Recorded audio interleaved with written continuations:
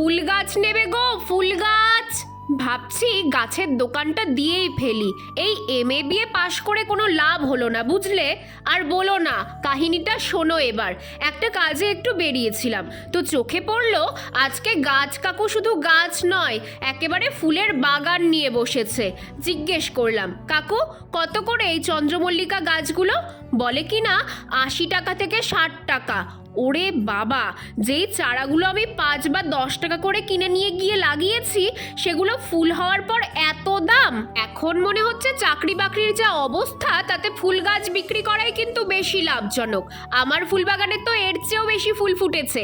এক একটা গাছ নিঃসন্দেহে 150 থেকে 200 টাকায় বিক্রি হবেই। তার উপরেই হনুমানগুলো, প্রজাপতি সবাই আমাকে উৎপাত করা শুরু করেছে। তাই ঠিক করেই নিয়েছি, আমি একটা গাছেরই দোকান দেব।